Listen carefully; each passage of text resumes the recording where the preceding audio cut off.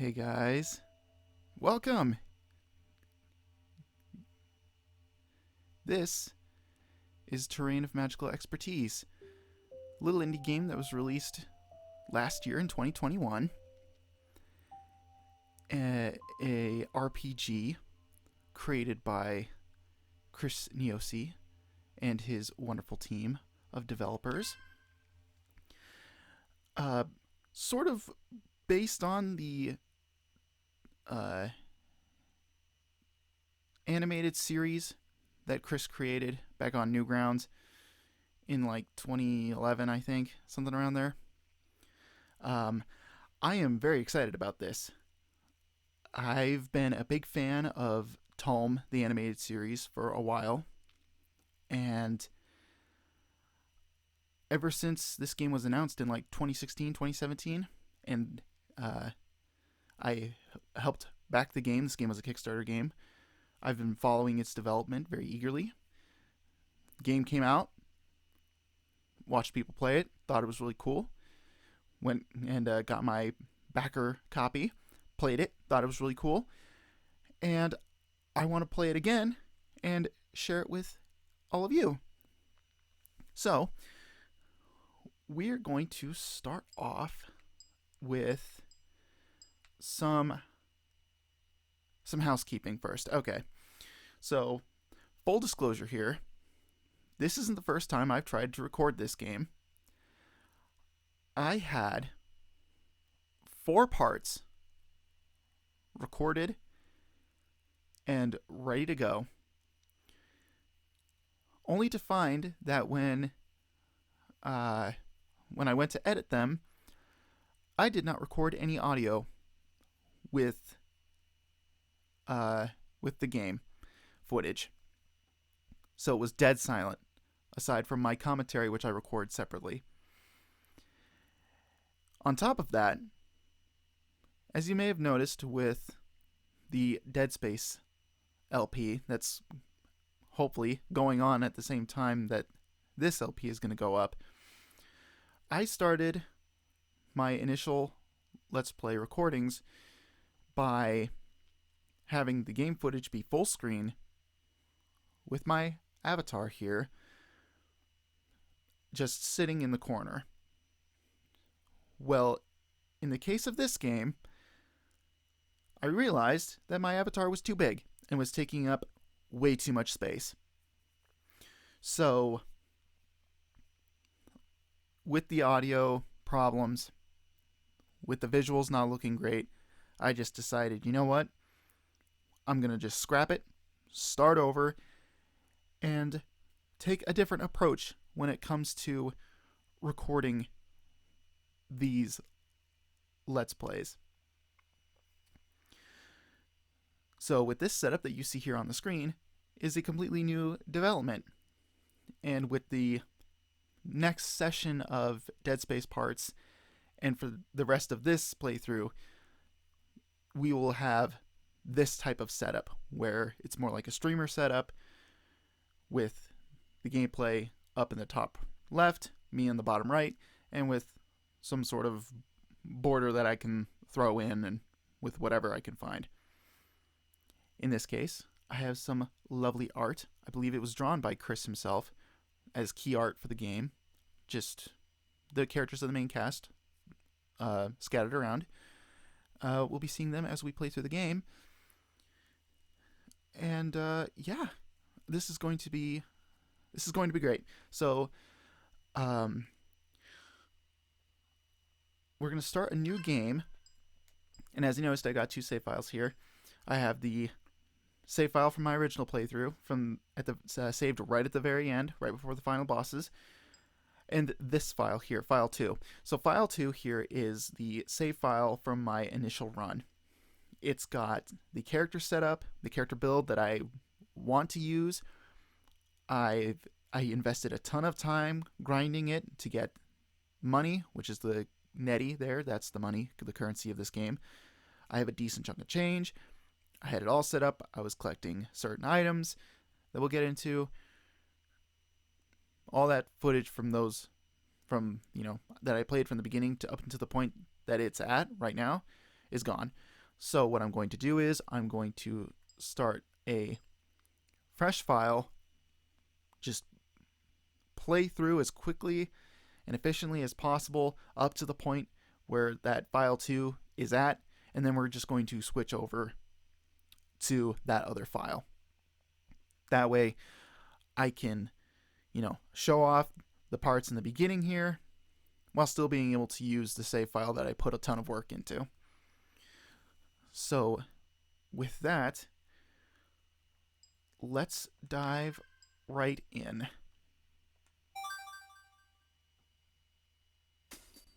It's the year 2020.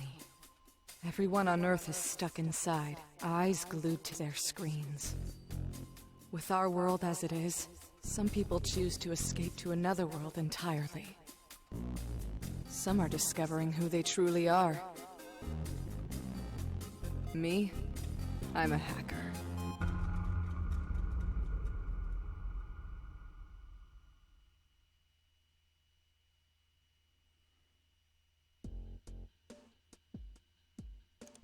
Greetings, brave warrior from another world, and welcome to the terrain of magical expertise.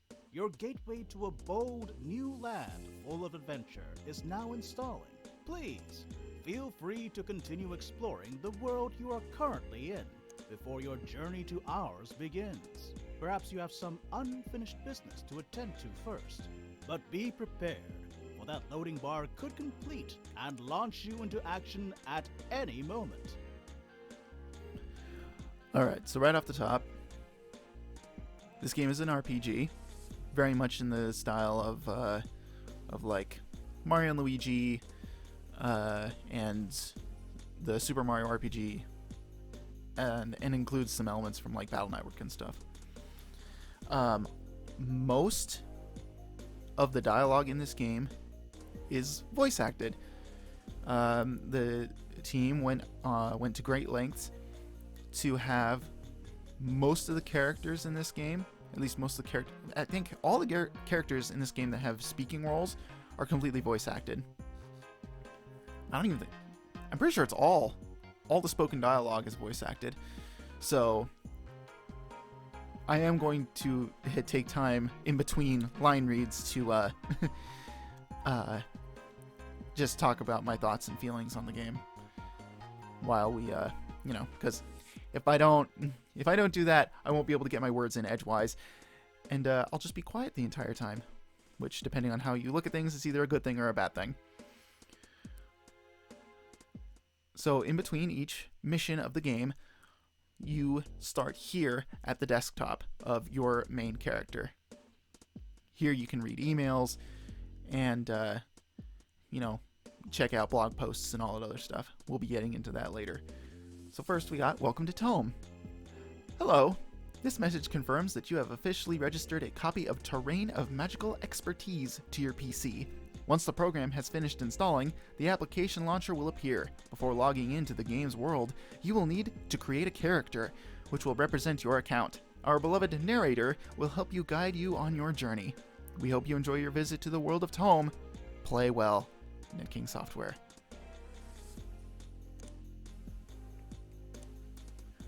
Ready to play? Hey pal, thanks again for doing me this favor. I trust you got the copy of the game I sent you. It's gotten real popular this year. Hope you enjoy it. Just to refresh you on what's happening, there's been a bunch of not so nice hackers causing some issues in the game, and now's not a good time for them to be getting in their And now is not a good time for them to be getting their way.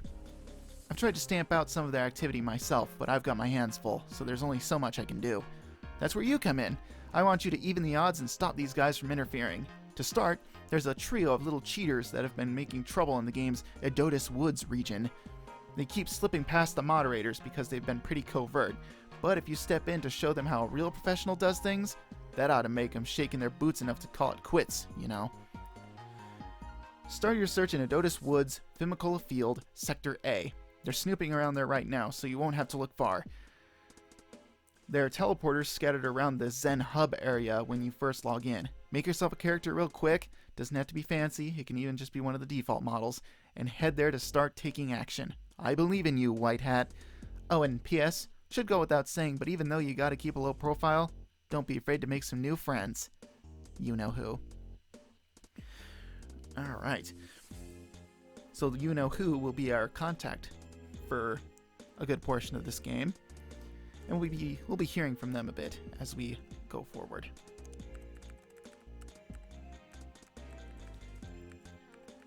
Yep, I received my copy. Should be done installing any minute. I'll set up a character post haste and have a look around for any sign of these troublemakers you're talking about. White Hat. Installation complete. The gateway has opened. Prepare to take your first step into a land the likes of which you have never seen.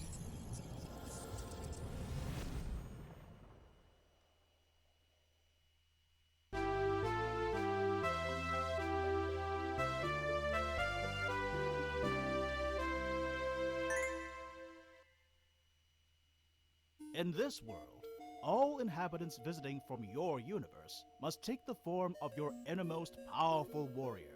The choice of how you shall represent your fighting spirit is entirely up to your individual strengths, your weaknesses, your code of honor, and your dreams.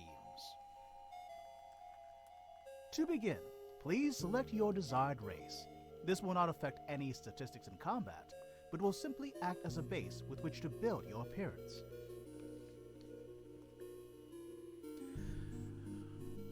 Alright, so now we're here in the character creation process. So I didn't get into this, but so this game, and by extension Tome, the 2011 series, is about a massive multiplayer online role-playing game, a Muh-More-Puh-Guh, or you just say MMO. I stick with MMO. And it followed a group of players within the game who are all a group of friends who, in the case of the 2011 series, it was a group of friends that did their best to have fun, stop evil hackers, and uncover the truth behind a forbidden power that's hidden within the game.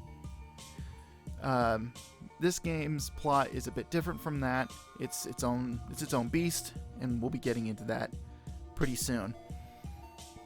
But the game itself, within the show and the game, both tout having a very deep character creation system. And here we get to do some of it. For this playthrough, I'm going to stick with my favorite, the animalistic player type, because I like the wolf. And whenever you look at their character portrait, they have the cutest little ooh-woo face whenever you see them talk. It's super adorable, so this is the one that I usually go with. You may now customize the finite details of your warrior's appearance. The following list contains hundreds upon thousands of different options for everything from hairstyles. Are you sure this is... Next, please select your desired class and elemental alignment. Each has their own advantages and disadvantages in combat. Alright, so we basically got a little glimpse of what the character creation would be like. Unfortunately, our White Hat hacker is not very creative, so we're basically sticking with the basic default character, which doesn't look too bad. But here, so we're going to get into the character building process, like the real meat and potatoes of the game. So from the beginning, you can start with 3 classes. You start with a brawler, which is a hand-to-hand combat fighter, focuses on speed and dealing multi-hit combos. Again, focuses on speed, less on the damage output. Weaponaries, you carry a weapon with you. They specialize in attack and defense, and they deal more damage with their physical attacks. Spellcasters focus on magic attack and magic defense, and they deal higher damage with their magic spells. For this playthrough, I will be playing as a brawler, and for reasons we'll sort of get into later, I'm going to kind of let the game explain most everything for me, and I will just add onto it as it goes. So, brawler. So here we have our alignments. Basically, the best way to look at this is like types from Pokemon, where you have neutral, which is like your normal type, infernal, which is fire, natural is grass, technical is electric, and crystal is kind of a hodgepodge between ice and water. It's mostly ice, kind of water. It's 50-50 really, but it represents ice and water. And I'm going to go as neutral. Now you must choose 2 magical techniques that best suit your personal style of combat. Choose wisely, for while you shall continue to grow and learn more techniques, you will not be able to replace these abilities. All right, so, and right out of the gate, you can pick an elemental attack. I like to go Clover Cutter because it helps to have a natural attack right out of the gate in this game. Because as you play, we'll begin to grow a decent party full of diverse player characters with their own elemental alignments and their own special attacks. But we will not be getting a natural character until much later on in the game. So I like to play the role of the natural fighter by taking on the natural abilities early on. And here's just, you can get a secondary attack, magic attack. I usually go with, or I have gone with Total Relax.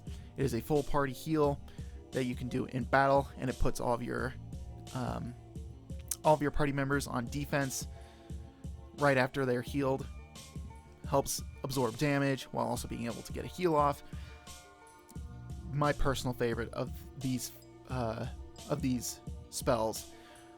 Someday I would like to try and play with Reflect Mirror because I've seen it in action from within other playthroughs, and it seems like it could have some utility for some fights. So I would like to try and play that one day, but for now I just want to stick with my favorites. Finally, please choose the title you will go by. Alright, and for this playthrough I'm just going to be super basic, and we're just going to call them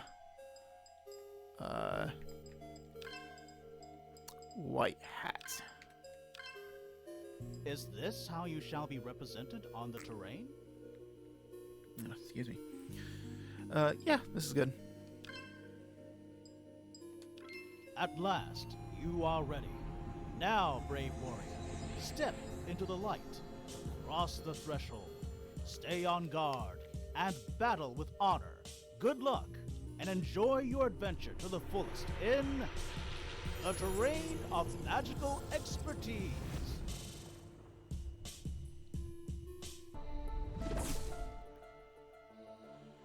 Alright, so every time you start a mission in this game, you are warped here.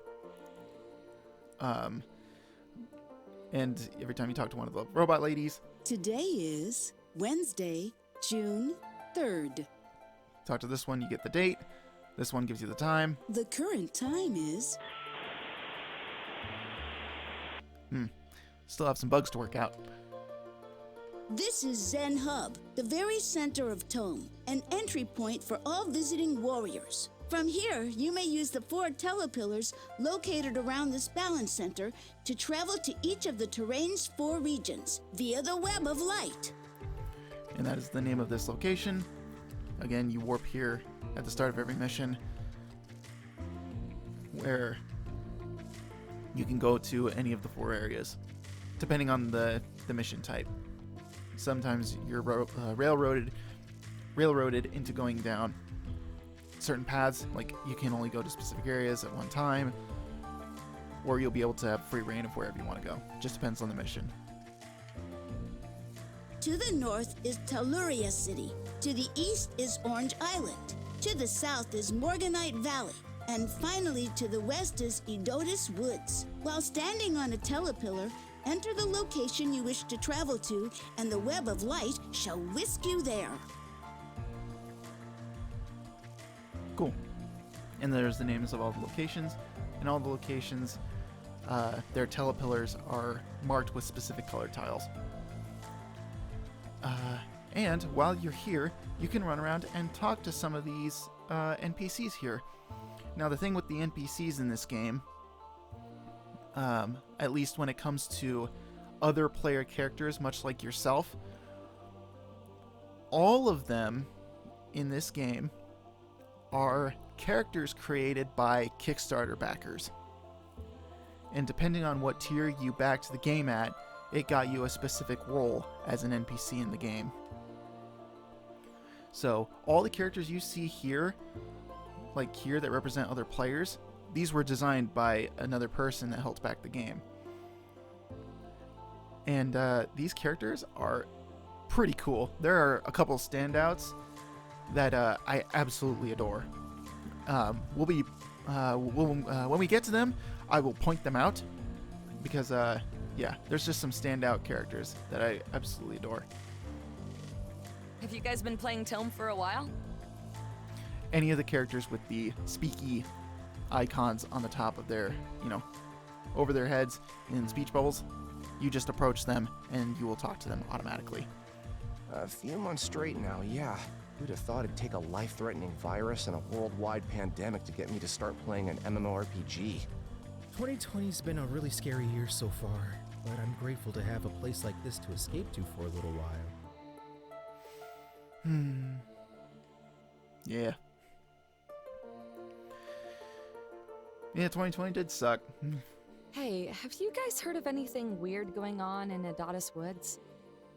Weird? Well, that big contest thing you just started, I forget the name of it, but otherwise I can't think of anything too out of the ordinary. Yeah, well, I can. Those stupid troublemakers. A friend of a friend told me they really live up to their name. Oh yeah, they're one of the guilds that's trying to enter the contest, right? I'd steer clear of them. Not worth getting in their way. Gotcha.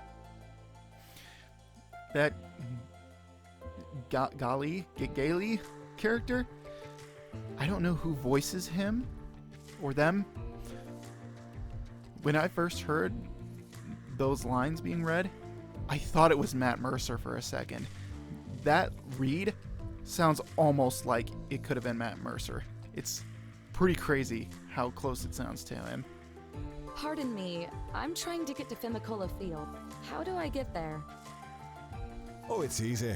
When you get to the Edotus Woods telepillar, just enter in Fimicola Field followed by the sector you want to visit. Thanks. Excuse me, it's my first time playing. Is this the way to Edotus Woods? Oh, yeah, just over to the left here. It's the teleport with the green tiles around it. You can't miss it. Thanks. Let's see. Yeah, there's nobody else up here, so we'll talk to one of my first favorites. This one. Hey there, first time playing. Do people hang around this area a lot? Yes, definitely. This is actually one of many balance centers within the Zen Hub that players log into. You'll often find people congregating around spots like this one here, in case you're looking to socialize. I like Cetus. They're an eel with little robot arms. I think they're like a deep sea anglerfish, because it took me a while to notice, but they have a little whisker off of their chin with a little light at the end. And they have little blushy cheeks.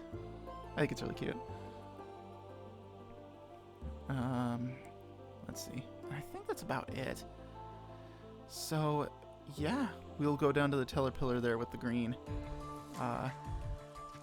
tiles around it, as they said. A couple of other shout-outs here for the NPCs. I think this is a float soul in a green jacket. Shout-outs to them. And these two cool cats here, I wish I could remember their names, but I believe they're a reference to a couple of voice actors that worked on this game. Cannot remember their names, and I wish I could. But that's who these two are. that's who they represent. And I think this is a reference to the engineer. I wish I could remember everybody's name. It kills me that I can't remember him off the top of my head. But he's a voice actor. I don't even know if it's the same person. I don't know. I shouldn't be making assumptions about that stuff. But this reminds me of a guy called the Engineer. I don't remember his actual name, but he does. He was in one of Bennett the Sage's videos a long time ago. And he did the voice of, was it Blockman in Mega Man 11? Was that Blockman? I don't know. I'm just talking out of my butt here, but that character reminds me of that. So anyways, let's just keep going. Hey, wait! Hold the elevator! The magic teleporter thing. You know what I mean.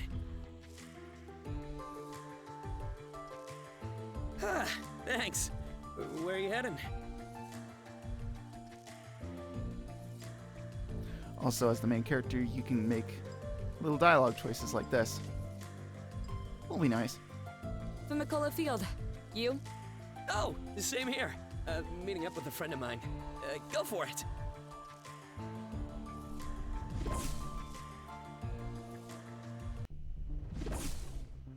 Thanks again. Yeah, a friend of mine just got me a copy of the game this week, so here I am. Hey, sorry to ask another favor. Could you accept my party invitation?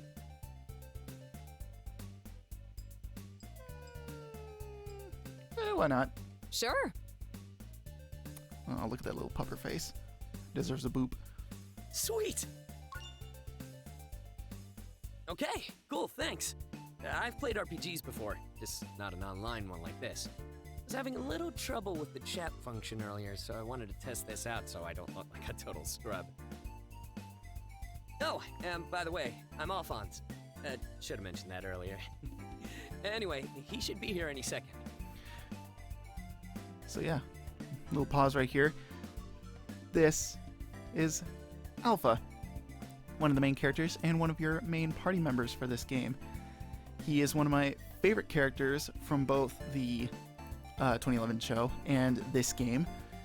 He's just a nice, good boy that just tries to do his best and kind of deals with some self-doubt, a little anxiety, but you know, his willingness to do his best makes him really endearing.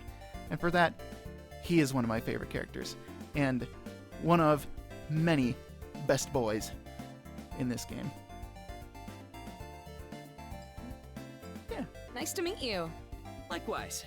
If you stick around, you can meet my friend too. Yeah!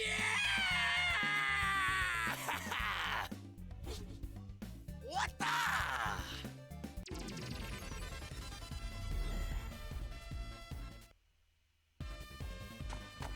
Oh, I guess we're doing this now. Alright, so then we get thrown into our first battle. Again, I'm just going to let the game explain all the mechanics. I will be going through every tutorial, so that way I can just let the game do all the explaining for me, and we'll just add my own commentary when it's necessary.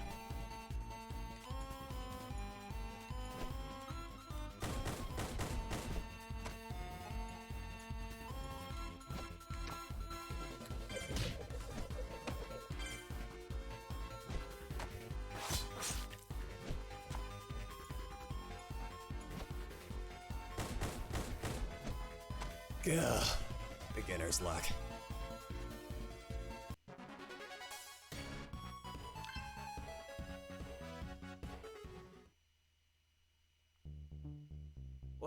Well. Not bad for a first round. Hey, do me a solid, because I'm assuming you don't have any items on you just yet. Can you go scope out that treasure box over there?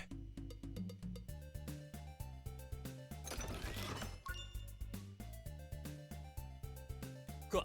Now use the divinity chime on me, if you wouldn't mind. There we go. Hey, how about that? Looks like you actually remember how to play RPGs after all. I knew it was you. Oh, what gave me away? My unmatchable wit or my unmistakable voice? No, the screaming. Ah, yes. My staple. My legacy. This is my friend Curb, by the way. We went to school together. Just graduated a year ago. Yeah, until you had to be dumb and move because of college. I'm sorry! No, it's fine. I'd much rather talk to my best friend over the internet where I don't have to see his dumb face all the time. Well, my face probably got that way from looking at your dumb face all the time, so, Yeah, well, this dumb face ordered you the copy of Tome you're playing, so, you know, you're welcome. What do you think, huh? I really like this so far. The battle system's pretty nice. Simple, straightforward. Speaking of simple, hi, by the way. Did you choose, like, the most basic possible design for your character? I mean, that's fine, but... Hey man, don't judge me. I just thought this one looked cool. Oh, yep, fair enough. It's iconic. The hat is cool. This is my face. Anyway, thanks for helping Alf out. So, you ready to meet the guild? Oh, yeah. Are they around? Yep, all glorious 2 of them. In fact, our fearless leader's taking care of some business in the next area, so hopefully she's wrapping that up by now. It's been a headache for her the last couple days, so heads up if she's not in the greatest mood ever. Ugh, sorry to hear. It's whatever. Come on, it's just through the next teleport. Wouldn't mind some extra company. I'm a little nervous to meet these guys. Wanna come with? Alright. So we just got our introduction to Curbifer, or Curb for short. He is Alpha's friend, childhood friend. He's sarcastic, loud, and I wouldn't say egotistical, but he's definitely loud. Very, very loud. And he is Chris Niosi's, like, self-insert character? I know all these characters are mostly of his creation, but Curb is the one that was like an mascot character? Persona? Self-insert? That kind of character for him. I wouldn't say he's one of my favorites, but he definitely does get a couple of chuckles out of me, because he's pretty funny. Oh, didn't notice you there. I had this tutorial about the basic controls. Here, did you want to see it? The terrain of magical expertise is compatible with most controllers and a keyboard. While exploring the terrain, use the control stick, or arrow keys, to traverse around. You can also use the bottom face button, or the Z or enter keys, to interact with objects and denizens. You can also press the start key, or the start button, or the C key, to access your information menu. Use the control stick, or arrow keys, to scroll through your selection, then use the bottom face button, or the Z or enter keys to choose. Or the right face button to cancel and go back. If you're utilizing a controller, you can choose the visual style that best suits your needs in the Options sub-menu. Just as a quick note, I am using my good old, trusty Xbox 360 controller. My good old USB Xbox 360 controller that I've had for years. And I think it automatically made it look like the 360 layout, because I use a Windows PC, so I think it registered that already. I don't know. Or maybe I just did it myself and I don't remember. I don't know. When engaged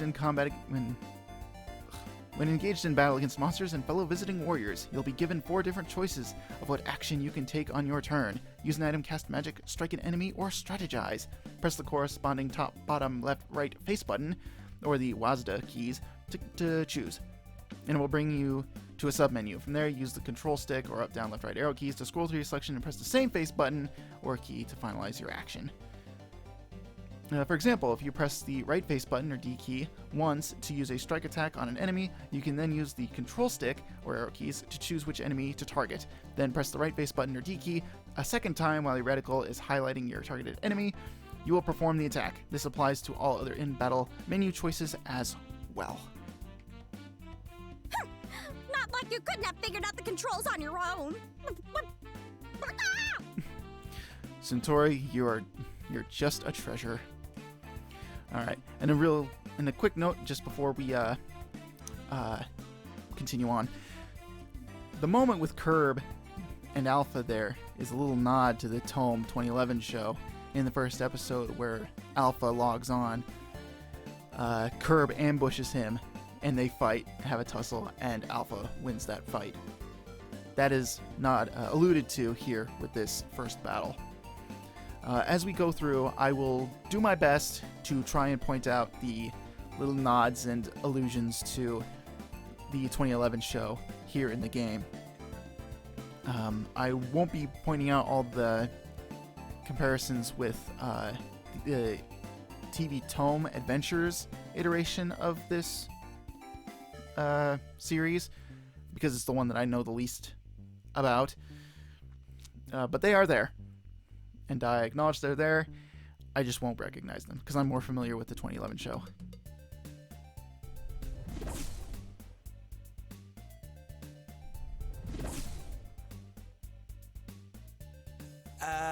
I'd say allow me to introduce our guildmaster, but just give her another minute.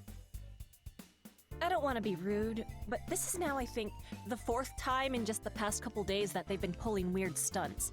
And my guildmates have all seen it too, I swear. Unfortunately, because your guild is the only one we've heard these types of complaints from, with no definitive proof or sign of anything foul, we can't report them to the higher-ups. All I can say is keep up your own efforts with your guild as best you can. I understand. Thanks very much. We've gotten enough messages about them that we'll at least try and keep an eye on them in case anything really suspicious comes up. Have a great day. Thanks, bro.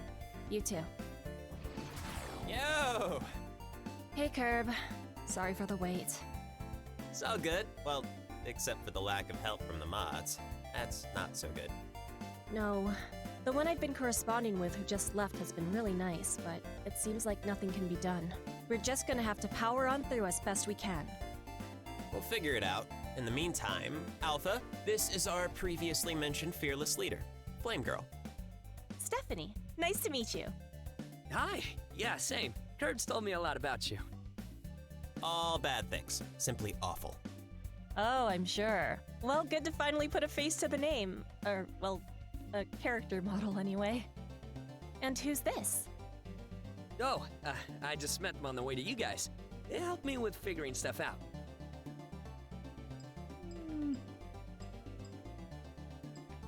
You know what? Don't mind me. Just passing through. Yeah.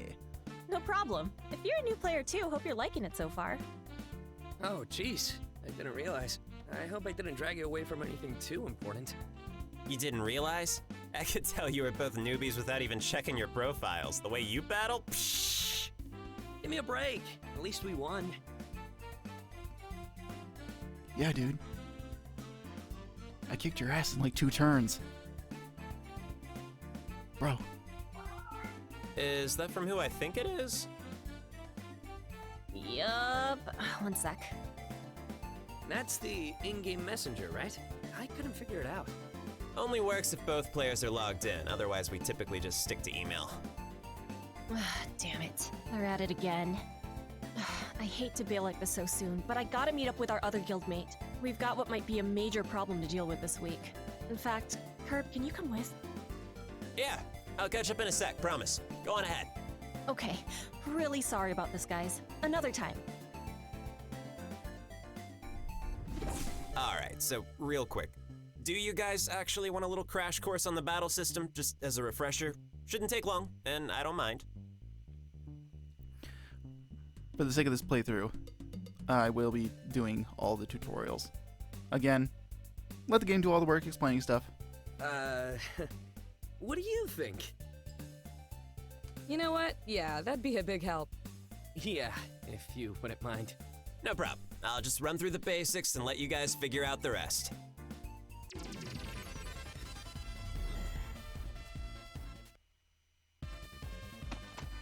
Alright, so if it wasn't already obvious, the goal is to knock out every enemy on your opposing side of the field, which you do by bringing down their HP or hit points to 0.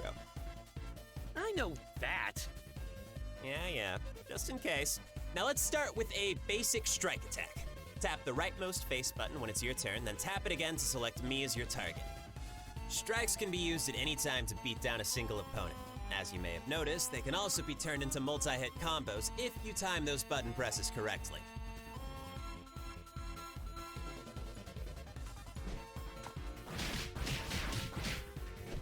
If you tap the strike button right before you hit the enemy, you'll perform another hit. You over there, give it a shot. Alright, real quick.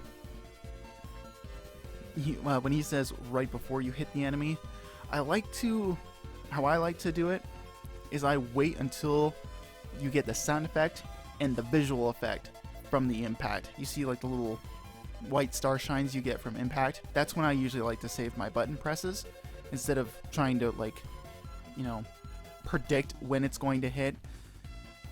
That's usually how I like to do things. For characters in this game, the button presses you need to use in order to do their full combos varies. Alpha has a very, I wouldn't say strange, but he has a very particular rhythm to his attacks where you don't want to hit it too fast or you'll interrupt your combo, because he does that uppercut on his third attack, I think. So you want to wait until his animation finishes before you start tapping the buttons. So it's like a tap tap. It's like tap tap tap and then tap tap tap. And for me, as the white hat, it's a bit easier to just kind of to just tap it and then rapidly press through. Like so. Little side note, Brawler class players can actually perform up to 6 hits during a strike combo. It requires a lot of precise timing on each hit, but if you pull it off, it can make your basic move a deadly force. There you go. Yeah, we'll just keep going.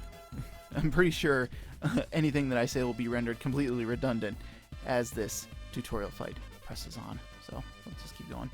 Oh hey, I'm a brawler class. I'll be punching people's lights out in no time.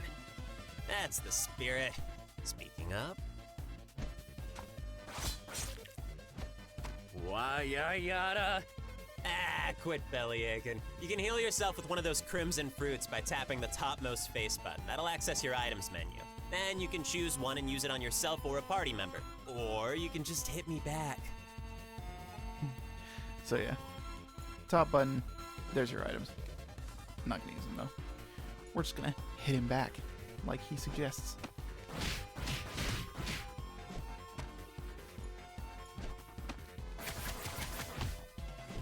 Next, let's talk defense. Much like how the strike combos work, if you tap the bottommost face button right before an opponent tries to hit you, you can defend against it and decrease the amount of damage you take. Try it.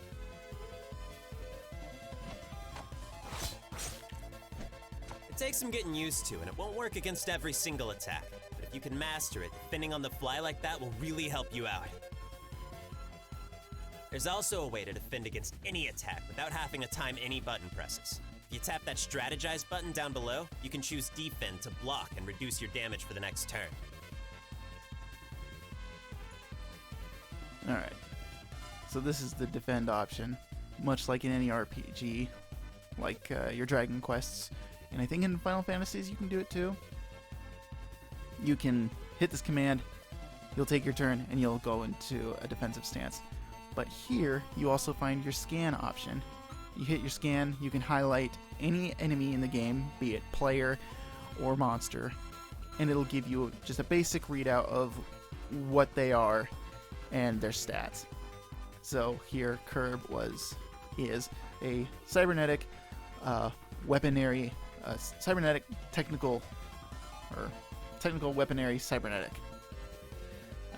His attack's really high because he's a weaponry.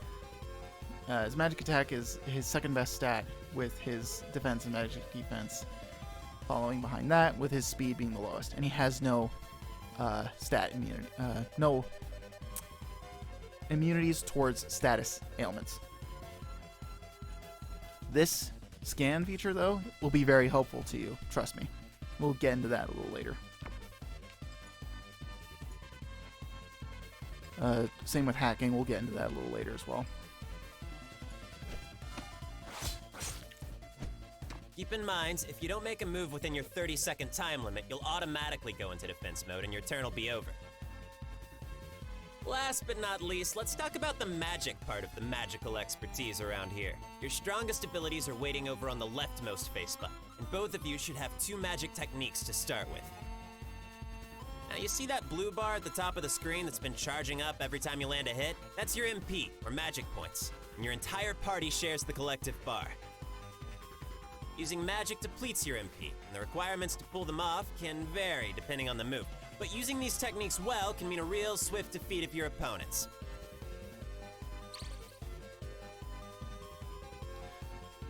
Alright. So like he said, magic is on the rightmost face button. You get more skills as you play through the game, and the cost to cast them varies depending on the move. So let's do the Orion Discus.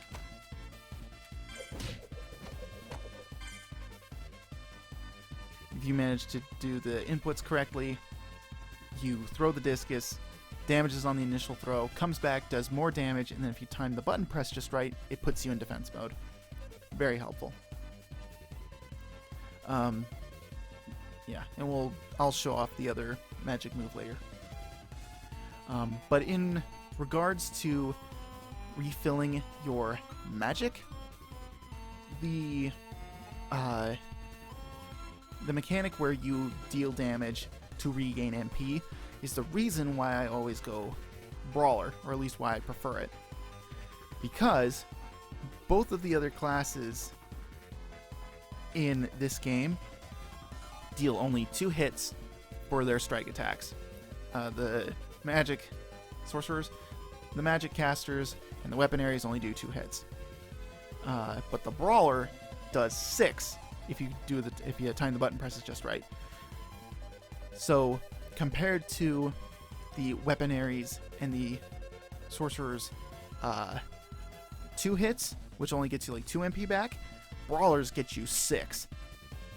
And when you're on a team with 2 Brawlers, like right now with myself and Alpha, you could, within a couple of turns, regain 12 magic points, which is a big deal. Especially early on in this game, getting 12 magic points back is huge.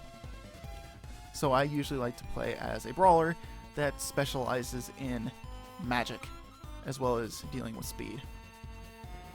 So we'll use Clover Cutter.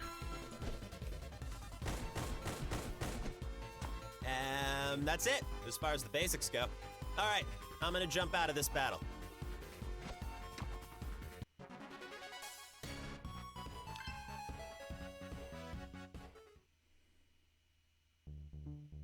There we go.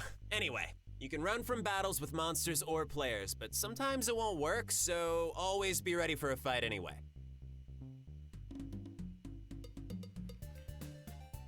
Just a real quick note. I did not know that you can run away from player battles in this game. I thought you couldn't, so I never tried. So it's news to me. In my initial playthrough, I've just steamrolled through all the player battles. I never tried to run from them. So, egg on my face for not knowing that. That probably would have been really helpful, knowing that. If you get beaten, you turn into a ghost. If nobody's around to heal you, you'll warp back to either the last healing station or hub town you visited. And that's pretty much all you need to know. The rest comes down to skill. Right. Thanks again. Ain't nothing. Anyhow, sorry to bail too, but I ought to go help her out. I'll tell you the full story about what's going on later. Sure thing. Go do what you gotta do. See you around? You know it. I know it. We know it! Hey, if it's not imposing or anything, mind if I tag along with you for a bit? Still want to get my bearings on the game a little. Sure, no problem. Yeah, why not? Oh, thanks. All right, well, lead the way. Perfect. Now we're paired up with Alpha, and we're just going to press on.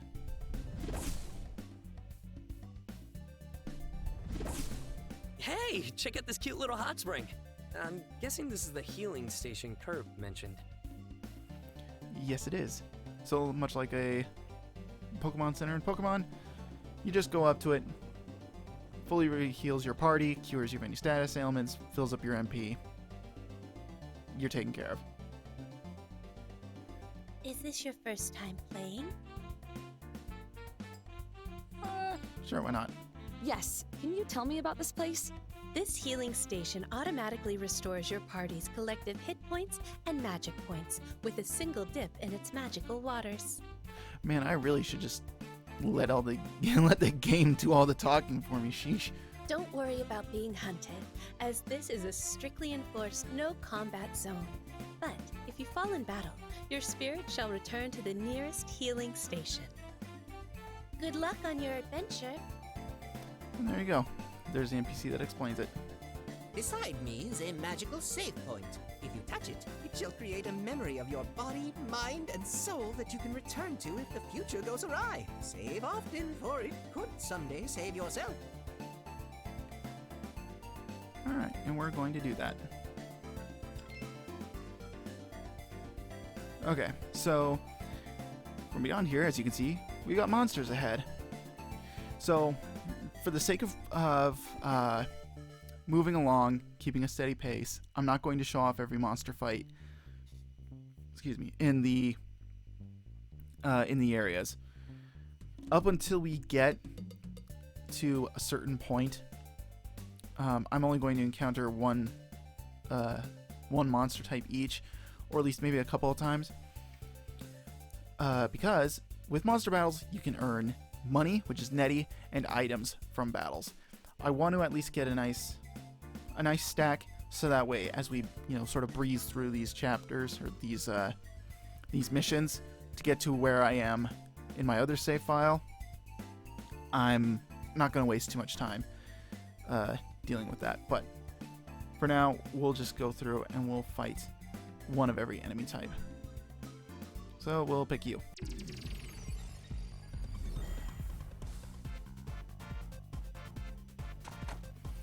Alright, so these are Foley Roaches. Yeah, Foley Roaches. They're natural, so they're weak to infernal type attacks.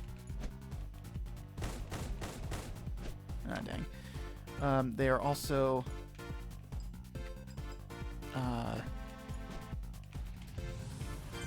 so here we go. Infernal attack. Boom, dead. They can deal AoE attacks like that with the Leaf Storm. They can also give you the Flower status ailment, which is pretty annoying. And they can just run up to you and hit you with their feet for 1 point of damage. So one thing I wanted to mention is when you attack an enemy with an attack that is the same as their elemental alignment, it does neutral damage. You can hit them with their weakness, which does double damage, I think, or at least does more damage. And if you hit them with the type that they resist, it does less damage.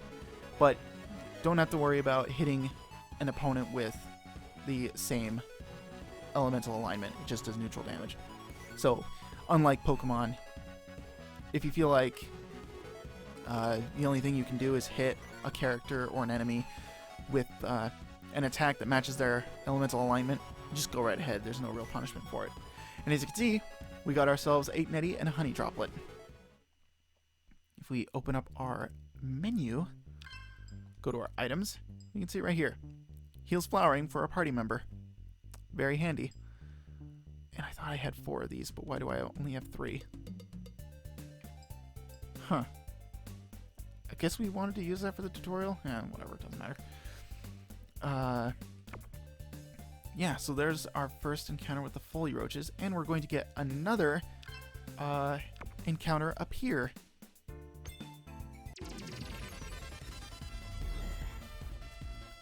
Our first player battle. All right, let's apply what we've learned so far. Fresh meat. Easy netty for me. Don't count us out yet. It's 2 against 1. 1 for each sword. That was only 4 hits. Yeah, the thing I should probably mention is that my computer's not the best. It tries its hardest. And it has a tendency to eat some of my button inputs. So expect me to mess that up every now and then. Let's see. So he's neutral weaponry humanoid. Okay. So this is one of the reasons why you want to befriend Scan and make it one of your best friends ever. A lot of these characters will have an elemental alignment that you could not predict because they don't really look like the elemental alignment that you would expect them to be. So it's a good idea to always open up the battle with a quick scan to make sure you're hitting them with the right type of move.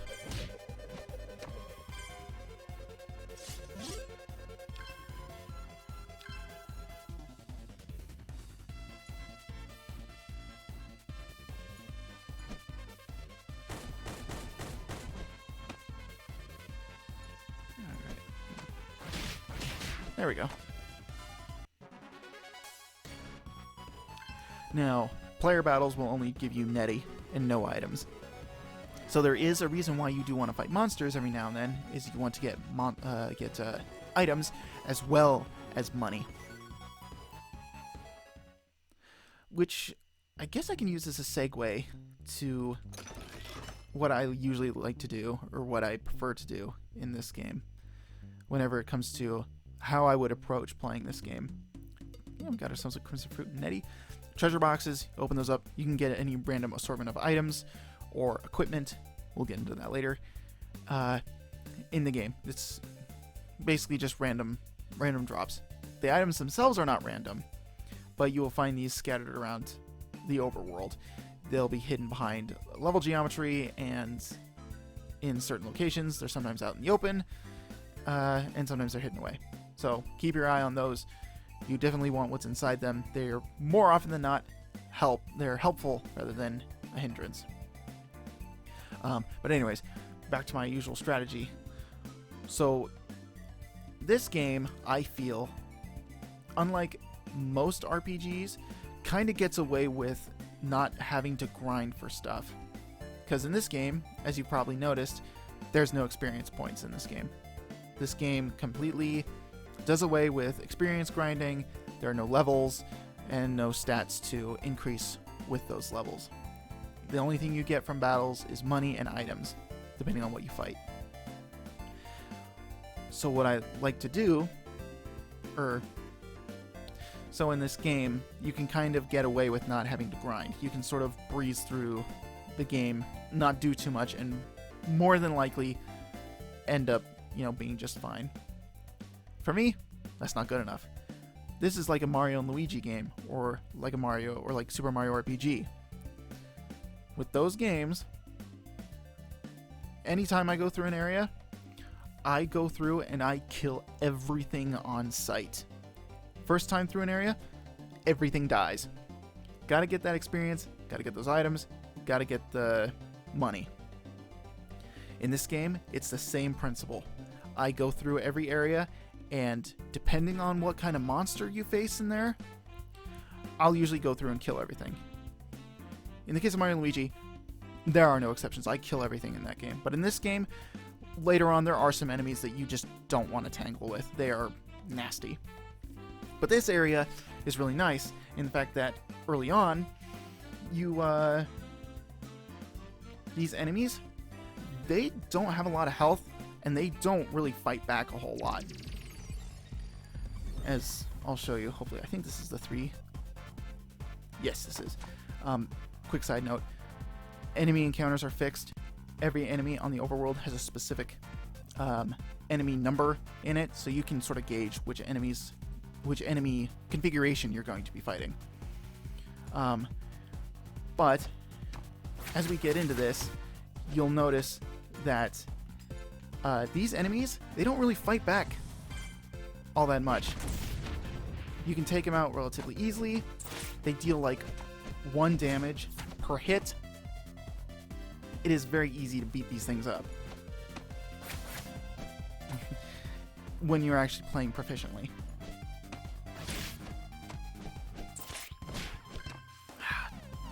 Nuts.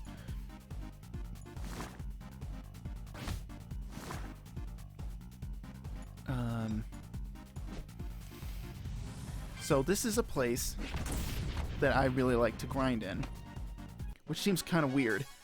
Early on in the game, right when you start, grind here.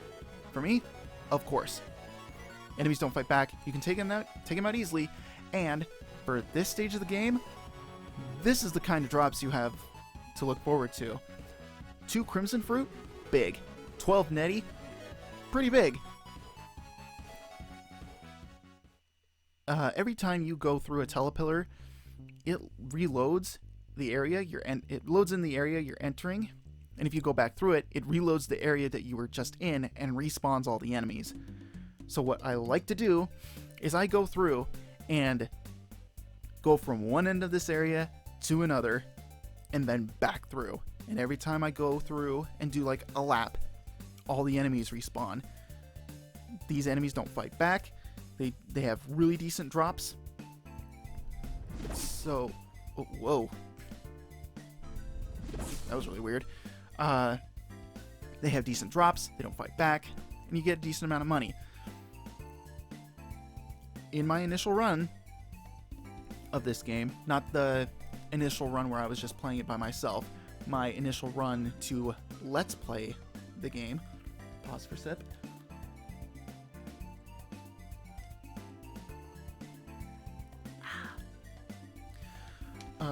In my initial run of the LP, I took 5 days, sat down for a couple hours every evening, just ran back and forth through this area.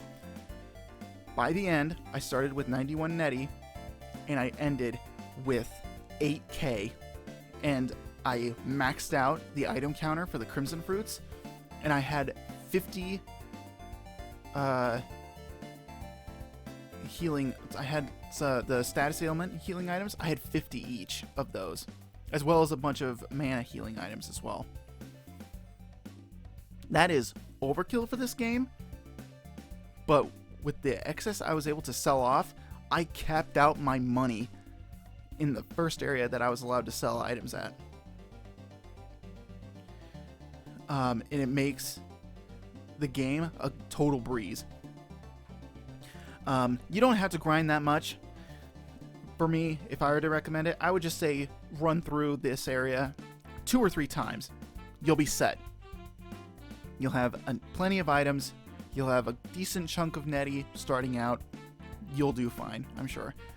But for me, I wanted to buy some items right out of the gate that are super helpful for like the entire playthrough, which is why I grinded for 8K Netty. So, but in this little playthrough, I'm just gonna breeze through it as quickly as possible. Again, just to get myself caught back up.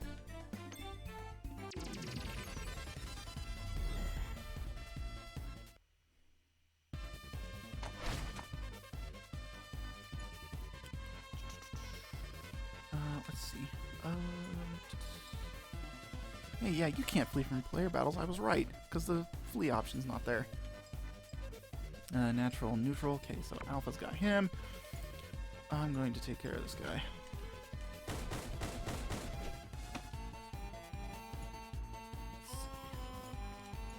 Ooh! Well, there it goes, eating my... Well, it didn't eat my inputs, I just didn't input it correctly. If you're not very specific about your control stick movements, that tends to happen.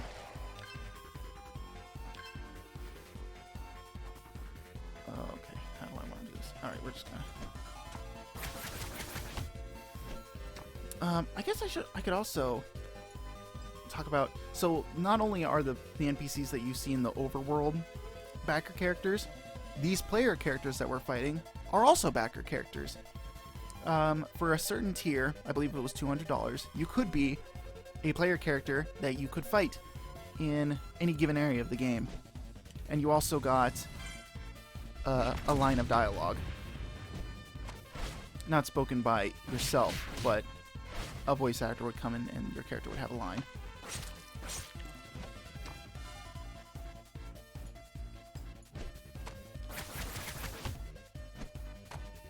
And as a backer of this game, I just so happened to get into the second wave of player character cameos, and I managed to get one of my friends in there as a little cameo for himself.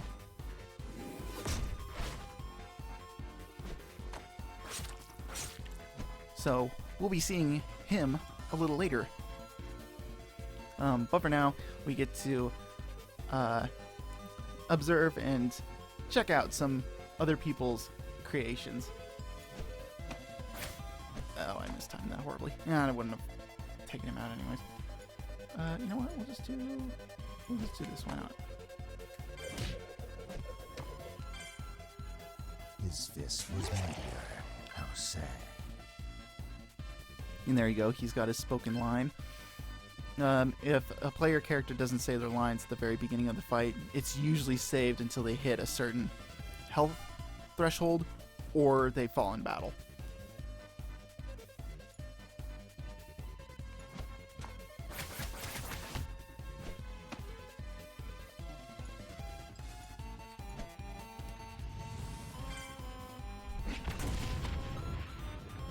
Oh man, what a waste of my time. Boo.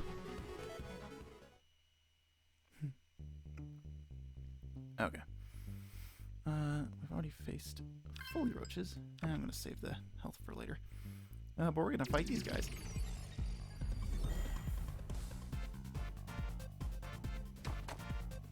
Alright, and these are... That's right, they're Balugs. Very simple guys. 7 hit points apiece.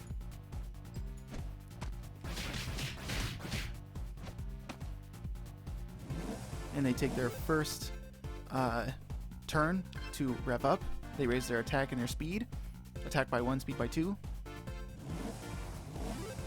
And then afterwards, on their next turn, they will deal an attack.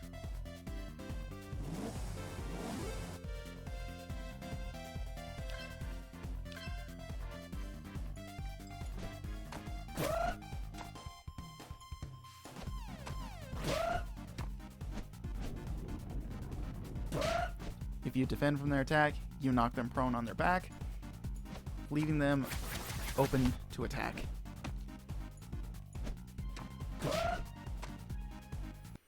Also, little appearance from Chris Niosi. He did the the little voices there for the Balugs.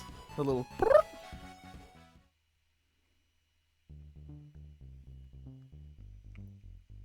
What the?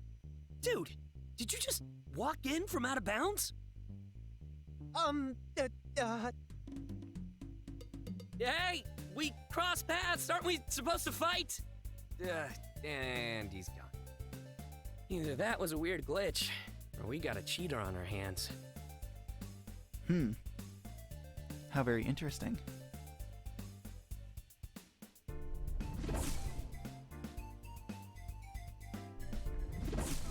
Alright, so...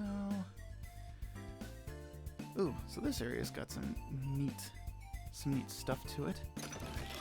Actually, how good are we on 7 Crimson Fruits on a Mana Twinkle? You know what, let's... I hope we don't waste too much time here. Those enemies are awfully close to each other. If the enemies are close enough to each other, and you happen to, fight one when they're that close, you can automatically trigger the fight with the other monster once you finish up the fight with the first one that you encountered. I could just flee, but if I'm gathering some resources, I do kind of want to make sure that I have plenty.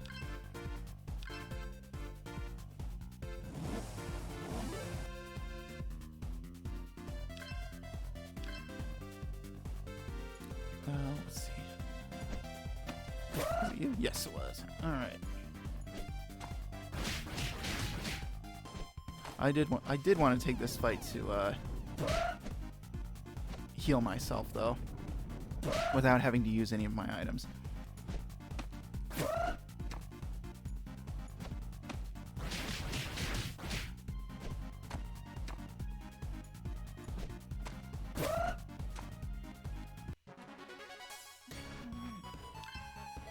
Oh boy, perfect. Mana Twinkle and a Soothing Droplet. Aces. That's what I like to see. Oh, and we got away. Nice. Yeah, and the Soothing Droplet is Paralysis. Yeah. But do be careful. The game doesn't pause when you're in the menu, so as you see that enemy's still walking around, they can tag you while you're in the menu and drag you into a fight. So, be careful about that. Hey, there you are! Yo, what you want? Friend of yours? Alright, how about a little 2-on-2 then? Ain't got time for you, Spike. Neither does a little guy.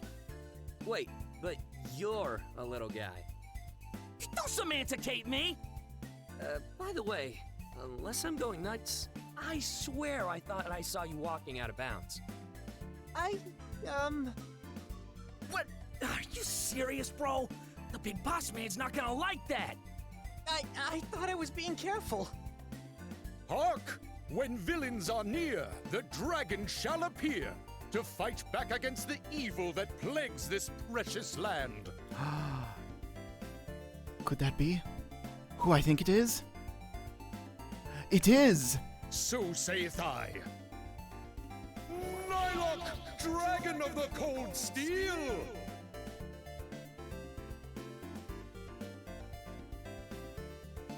Curses! Those blasted fiends of the troublemakers escaped yet again. Humble citizens, didst thou see where they were headed? That way? They went that away. Hey, thanks, friend. It's alright. Ah, that way! Most helpful. Many thanks, spiky-headed hero. Double curses! It would seem they vanished completely. But the chase must go on. Whoosh! Strange guy. He was nice, though. Of course he was. That was Nylok, another one of our compatriots for this game. As you can see, he's a bit of an old-timey role-player guy. Fancies himself a bit of a knight. Yeah. Nice guy. Good of heart. Likes to play his character. Another one of my favorite characters. He leans into his shtick where it's entertaining, but for my money, he doesn't go too far in that direction to make him annoying. And I think that's what makes him really nice. Is he's a really funny guy, but he doesn't lean too hard into his whole deal to make himself annoying. And I also forgot to mention Flame Girl. Oh my gosh, the other party member we're going to be having. She's pretty by the books. I wouldn't say defiant. What's a good word for that? Not stubborn, but she's very sure of herself, very by the books, very helpful, all around good person. Not necessarily one of my favorites, but I think she's pretty cool. But here we've got some new enemies.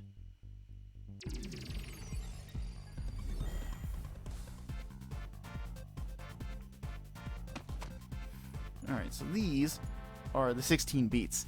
These are my favorite enemies of the area for one reason. One round from a brawler takes them right out. They only have 6 hit points each. Also, they only deal one damage, or 1 HP per hit. Makes them my favorite enemies. They're the easiest to deal with.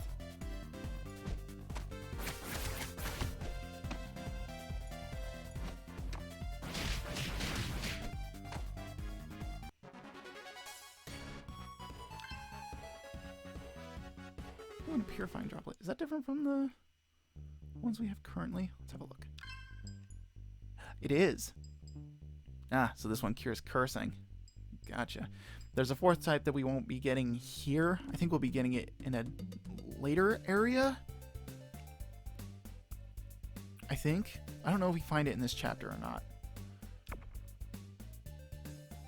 Alright. We'll fight you, why not? And I think this might be the last enemy encounter we do, at least in terms of monsters. Because we get a little sampler platter of all the enemies that we face in this area.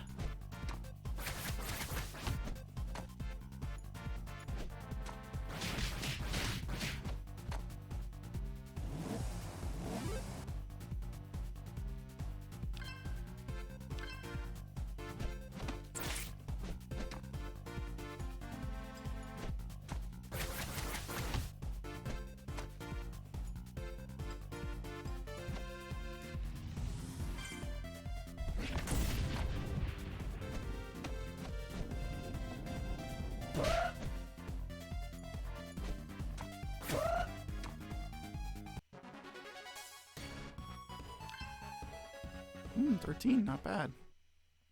No items though, it's kind of disappointing. Alright. And we got 10 Nettie. Well, that's not too bad. We have 93 though. That's actually pretty good, all things considered. The last time, well, actually I don't think I did as many fights as I did in my initial LP run of this game. Because by the time I got to the end point where I stopped, I only had 91. I think it's because I did like a couple extra fights here, just to show things off. These are okay. All right, but this area seems pretty normal, right? A little dead end. You got your little reward at the end. But what if I told you that there was a secret? Wander over here to this corner. Oh, there's like a little ramp right here. Walk down here. A chest. Open it up. And you get 50 mystery bags. Now, I'm about to go on a bit of a tear here. And before I do, I just want to say this. I like this game. I really do. I wouldn't be playing it on this channel if I didn't like it as much as I did. You know, if I didn't like it, I would have just ignored it. So, when I start, when I come out of the gate with a criticism, I just want it to be clear that any criticisms I have towards this game comes from a well-meaning place and is mostly just subject to my own thoughts and feelings. This has nothing to do with the character or the skill of the developers or anything like that. I'm not trying to attack anybody here. I am just trying to offer up my opinions and criticism when it comes to certain mechanics and aspects of the game. So the mystery bags. Here you get 50 of them. Now you'd think that you would get 50 of these things. They're hidden away in a very, off the beaten path kind of place. You think they're very important, right? You think they'd be a very big deal. Well, pop open the items, read the description. This thing has a 1% chance of giving you 1,000 Nettie. But, so, this item has a 99% chance of not giving you 1,000 Nettie. What does it do when it doesn't give you 1,000 Nettie? It blows up in your face, leaving you with 1 hit point for the entire party. It damages your entire party. Nobody escapes unscathed. That is basically all it does, is it just explodes in your face. And again, 1% is very slim.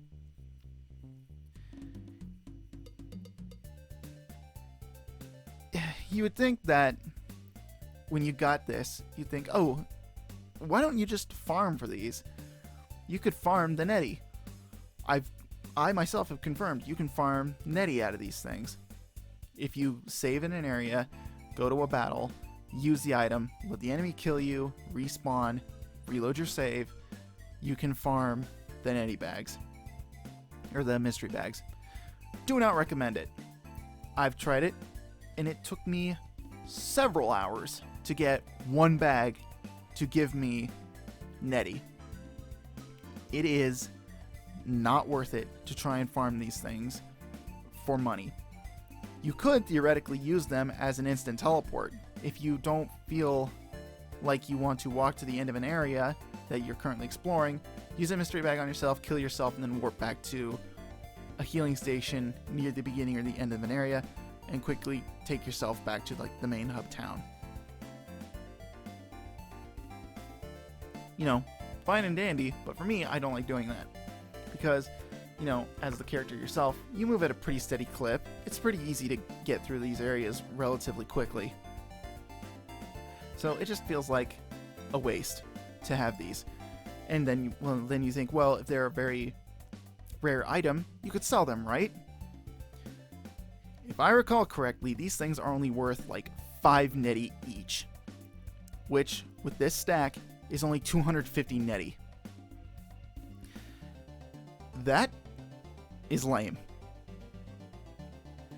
These items, they're a booby prize. For me, they're a booby prize. They are just not worth what they're advertised to be. If it was told that it was like, if you like, okay, so if the item description said a bag that just blows up in your face, but has a chance of giving you something wonderful, then it's like, oh, okay. Also, don't tell me the odds. If I didn't know the odds, then I'd probably be more inclined to actually try my luck. As well, and I think I've had a discussion, and I've had this discussion with other people. If this item did more than just explode in your face or give you 1,000 Netty, with the chance of getting 1,000 Netty being 1%, I feel like it would be more worth having these items. Like, if you opened a mystery bag and it gave you an item, or a piece of equipment, or it gave you 1,000 Netty, or 1 Netty, or something like that. Like, it was like a roulette wheel that it would just have a random effect. I feel like it would be more worth going out of your way to find these things. But the way that they are now, I just can't justify, you know, going out of your way to find these things. So, for this run, I'm not going to be farming these things. I did find them in the other save file. I will be using them there. But I won't be farming each bag individually. I'll maybe take some time out, show off what they do, and then use like 10 at a time. So that way I can just show them off. But, yeah. These things, to me, not really worth it. But anyways, I did lie. This was the last monster encounter. I want to take these out and hope we get a good item drop before we leave.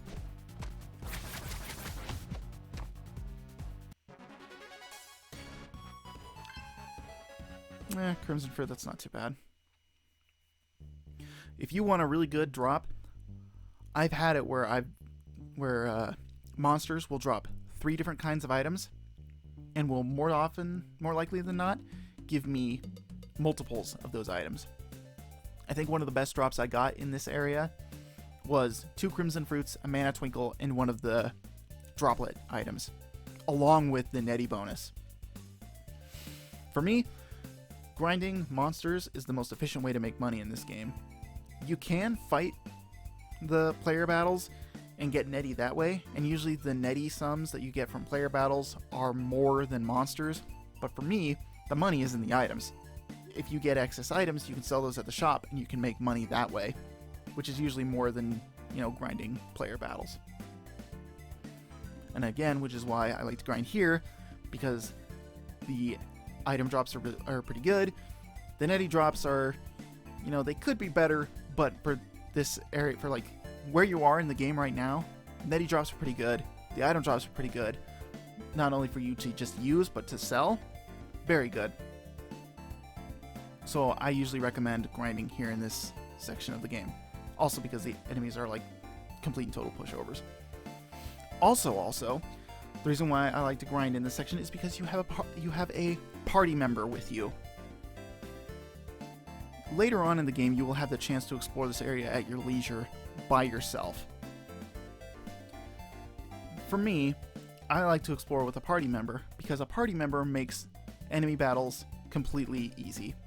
You don't have to worry about getting dogpiled by groups of enemies. You can share the load with another party member, which is why I like to grind here specifically in this chapter, or this mission anyway. Grinding here in this mission is super easy because not only do you have 2 party members, one of those party members has an attack that can deal a lot of damage to the enemies that roam around here. Very helpful. So, again, that's why I grind here. There is another area later on that I will grind at, but I will talk about that when we actually get to it. Please be easy on us. We're just getting started. That's okay. Same with us. Way to lull him into a false sense of security, dude! Oh, no mercy then. Actually, we're going to do a total relax.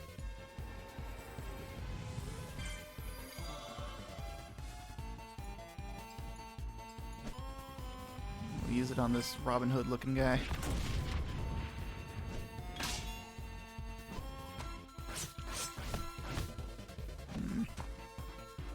No, I don't like that. Counter cut.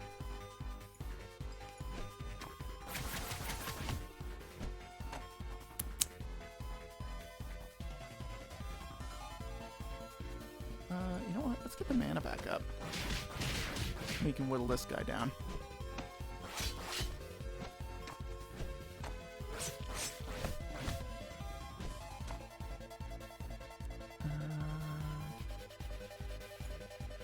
Do I want to no, I don't. Keep attacking him. However, I will do the Orion Discus on you. Nice. Alright, defense went up. That's cool. Can't negate my attacks though. I will always do 1 damage.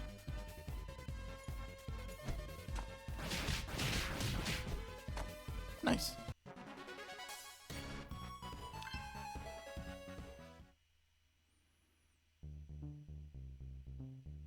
Alright. Now from here on, it'll just be player battles. We have 2 more player battle encounters, I think. Yeah, these 2 and then 1 more after this. Alright, might start off with a total relax.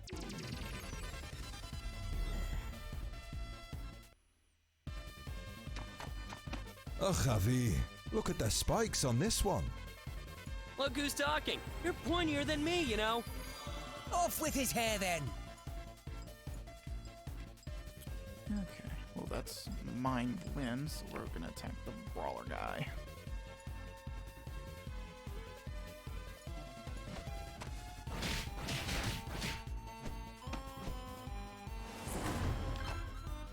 Oof.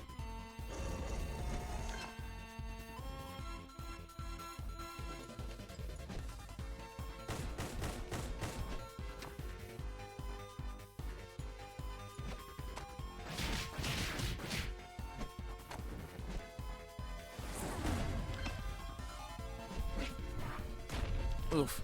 I don't think I blocked that one in time. Yikes.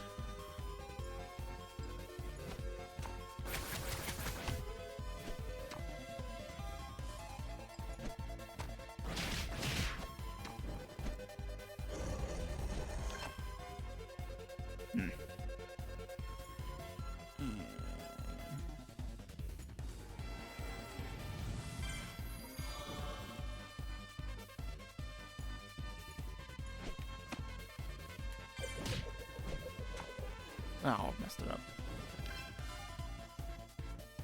Actually, that is something I can talk about.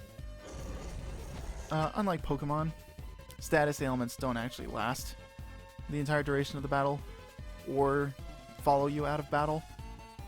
They only last for like a few turns for the most part. Status ailments, I think Encase tends to stick around for a while, but the rest the rest of the status ailments, they only follow you for like a couple of turns and then they disappear.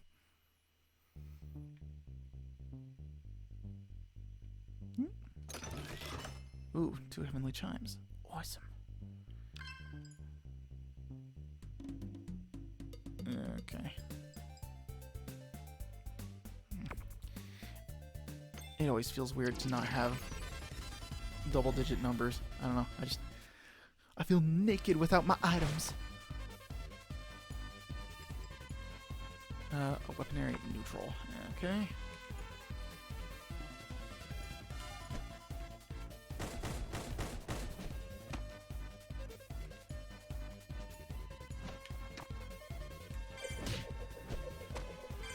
Ah, got it.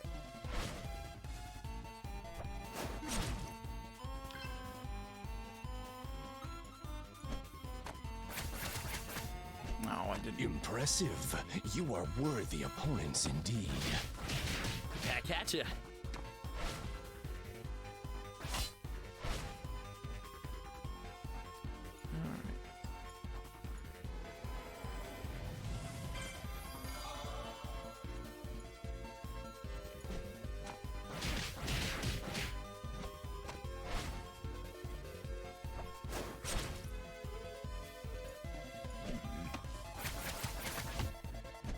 Alright, we got this guy on the ropes. There we go. I keep forgetting to look at some of these characters' names, because their names are displayed when you scan them. Alright. Fruit Cup, and another Heavenly Chime. Ooh, and some Crimson Fruits. 3 of them. Nice. Yeah, I feel more comfortable with that. Quick heal first. So this is where I would normally double back and go through the area again up until the first healing station that we encountered, and then go back from that area and then, you know, back into it to reset it and get the enemies respawned in it, and then, you know, come back through to here and just do that multiple times. But again, I'm trying to get back through this as quickly as possible to get myself caught back up, so not going to be doing that. Don't be afraid, traveler. Though the Adonis Woods is vast and fraught with dangerous creatures, our homes are safe havens for any warriors passing through to rest their souls. You never know what dangers might lie ahead. So if you're not prepared with the right items, it never hurts to stop by the nearest healing station. As they say, expect the unexpected.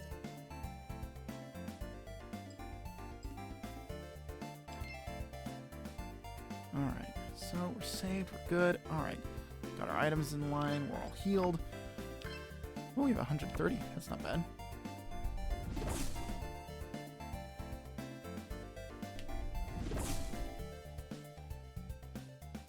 Got this. Ooh, and 3 mana twinkles. Ooh, man, I'm feeling more confident now. But, oh, real quick. Fruit Cups. Recovers a small dose of health for the entire party. So in battle or out in the field, use a Fruit Cup, heals all the party members. It's kind of using those like peanut items from Mario and Luigi, where it heals both Mario and Luigi. The Fruit Cup basically does that. Although in this case you have more party members, you know, running around, so heals them all. But still, the principle's the same.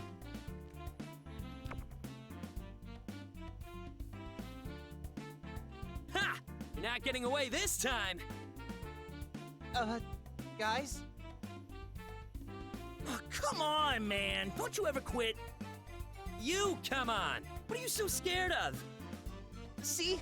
That's him! He kept following me and I didn't know what to do! Be cool, kiddo. I'll take care of these bozos. Oh, you're in for it now! So hey, what's up? What's up? Real quick, time out for a second. These 3 characters are all characters from the Tome 2011 series.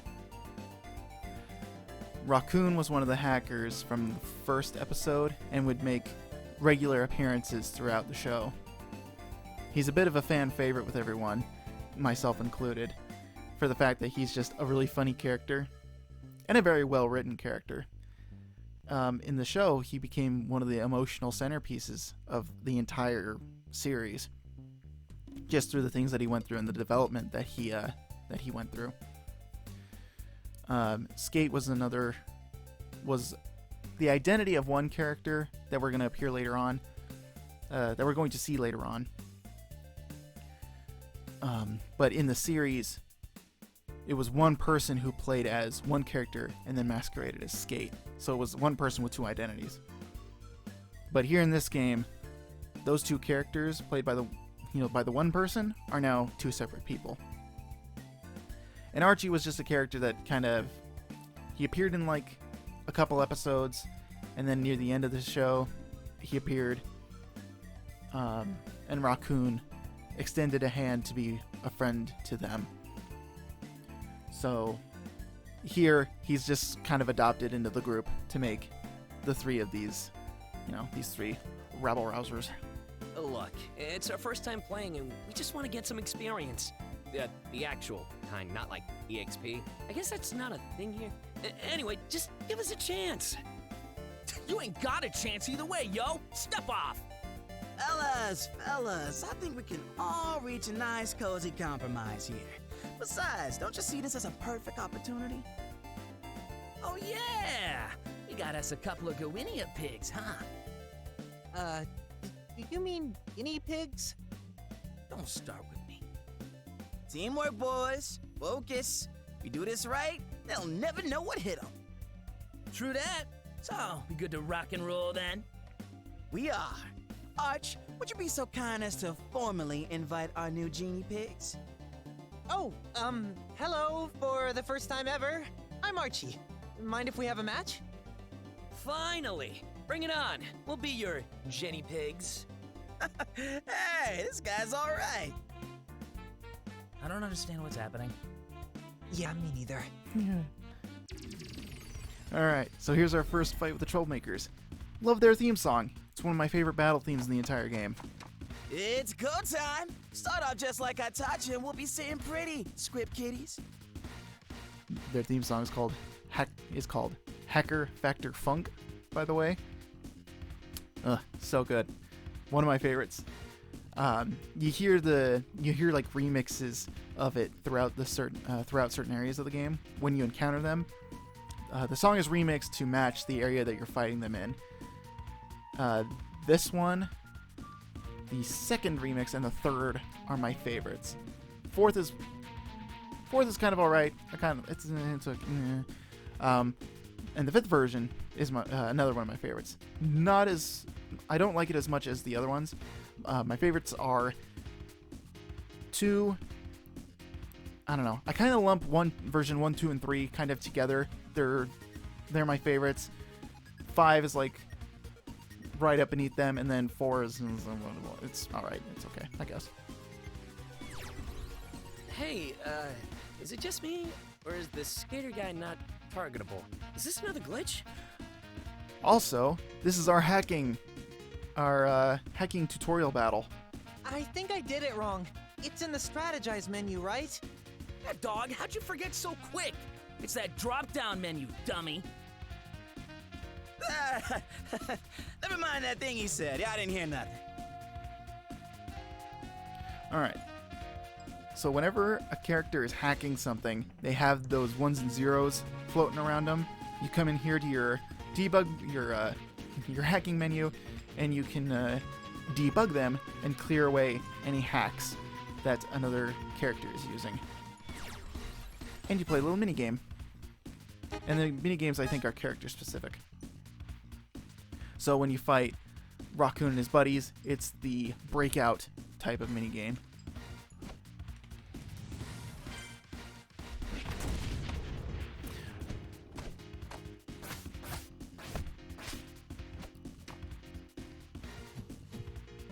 Also, I should note, oof. Oof. Okay, I think I got it. Real quick, since I'm not really going to waste time scanning these guys, Archie is a neutral alignment. I forget if he's a weaponary or not. I think he's a magic, a spellcaster. He's a neutral spellcaster, I think. Raccoon is a brawler, I think. I could probably just scan them, but they're elemental let me start that again. Their elemental alignments are, from top to bottom, Archie is neutral, Raccoon is natural, and Skate is technical. In this fight, you're not really supposed to win. They're supposed to like flee and leave, but if you can tag one of them before they leave, you get a netty bonus for it. With my build, as it is, Alpha can easily take out Raccoon, no problem. If you chose a different elemental attack that's not natural, you're going to have a bit of a tougher time. It's not like you're going to die if you don't have it, but if you want to take them out, it helps to have a natural attack so that you can take Skate out. Archie is a bit of a wild card in the fact that he can deal a ton of damage with his attacks, and he doesn't have any like true weaknesses because he's a neutral character. So it makes him a bit hard to deal with, especially later on. Good boy. So we're gonna see if I do this right.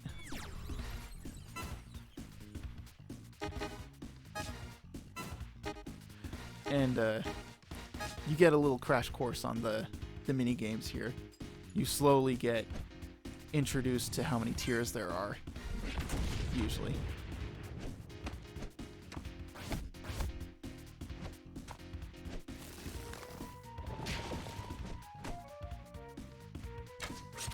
Ugh. Yeah, and that did 5. That's ugh. What the what? Yo, how'd that happen?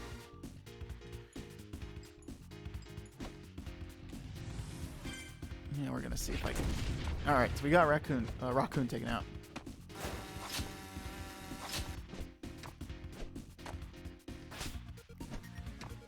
And we're gonna use Clover Cutter on Skate. All right, we got Skate taken out. Awesome. What? Aw, am I still doing it wrong? Okay. New strategy. Methinks it wise to counter and clock 'em. Know what I'm saying? Kinda hard to do that when you only got one party member out on the field, bro. Hey! I can't make a move! Okay, this is seriously annoying. Is my copy defective or what? Also, as you may have noticed, other characters cannot see the hacking they can't see the hacking that other players are doing as hacks. They just see it as a glitch. Only you can see the hacks. And whether or not that's actually diegetic or not that's up in the air. Yeah, probably. But I mean, I assume you can probably see them as the player character, because I mean, you're able to clear their hacks. Because I mean, if you wouldn't be able to recognize them as hacks, then how would you be able to clear them?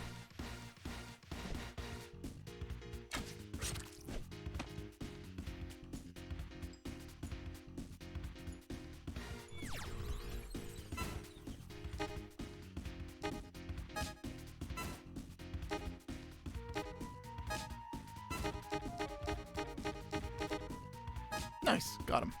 Oh, there it goes. Now I got it. This is weird. Are you having any of the same trouble? Nope. I have no idea what you're talking about. Oh, wise guy, huh? Well then, don't mind me while I go ahead and work my...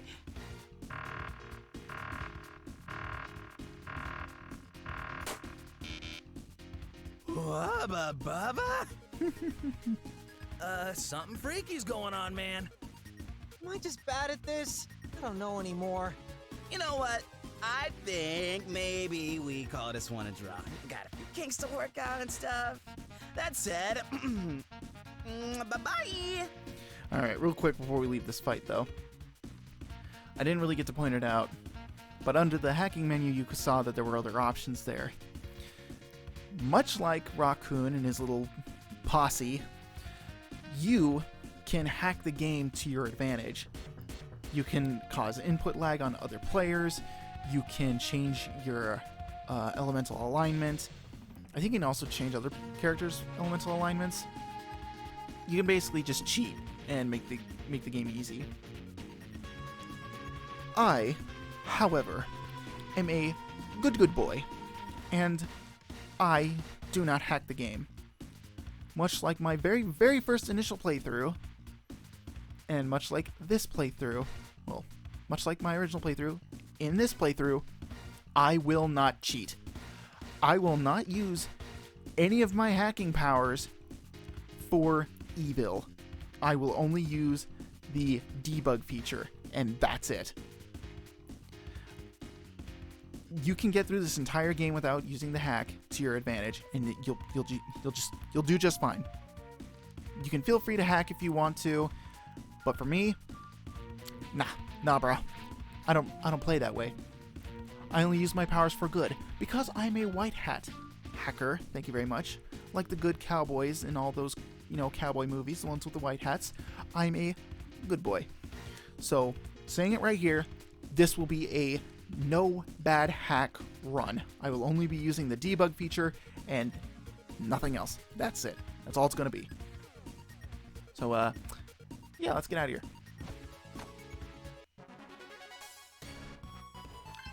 Man, I was so worried I wasn't going to handle this, but I handled it just fine. It was more a tutorial battle anyway. But look!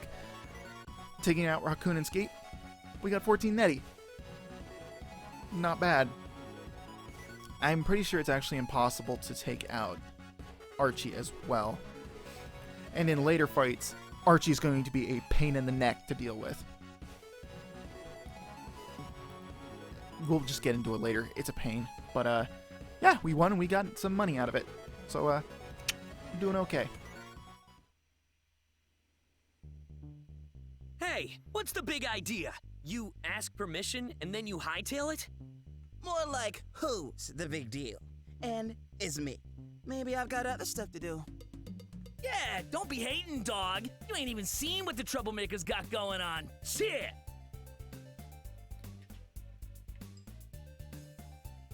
The troublemakers? Uh-huh. The name was my idea, too. Well, aren't you proud of yourself?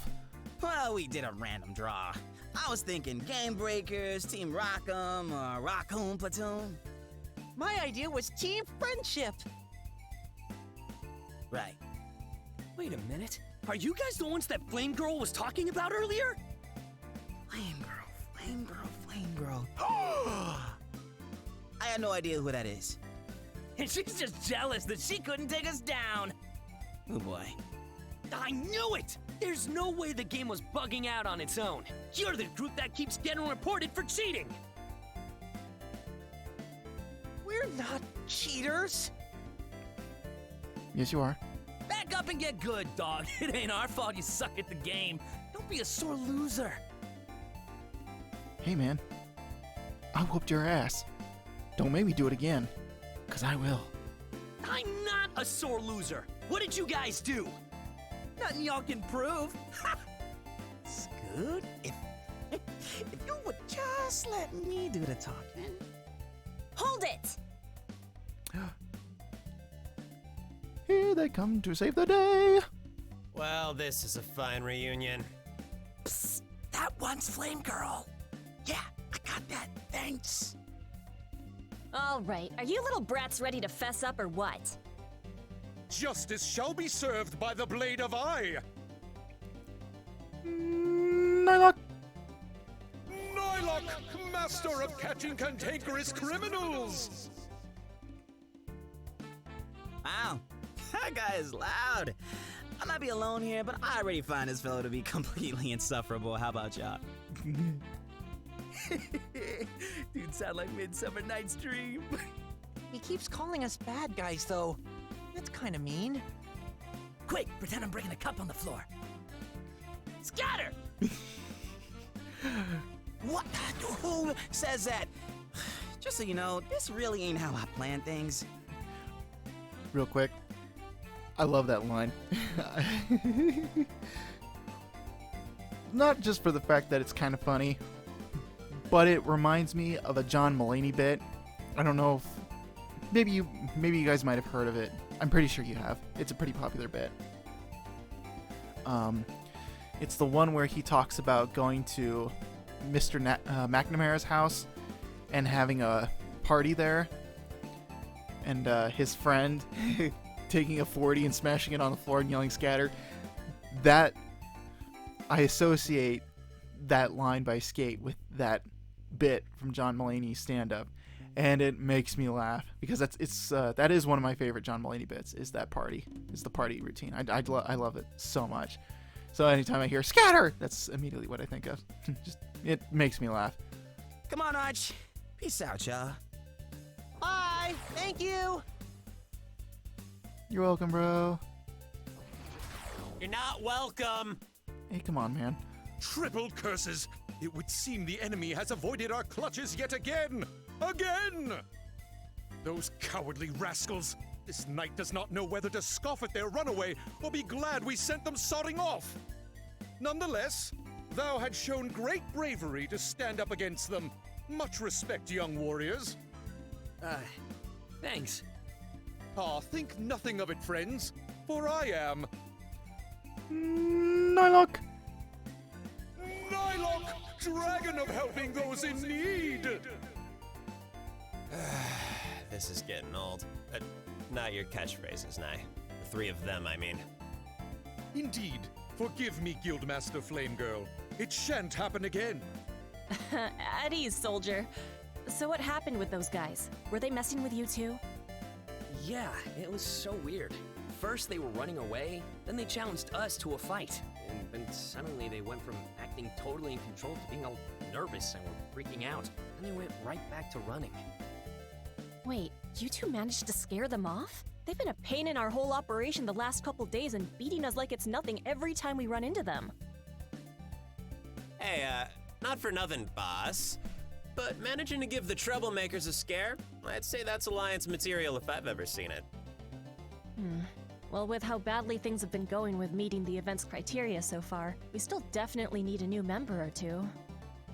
Look, if we at least have an advantage in numbers over them, it'll be something. 5 against 3 are better odds. All right then, in that case, how would you two like to officially become members of the Dandy Alliance? Wait, really? Yeah, absolutely.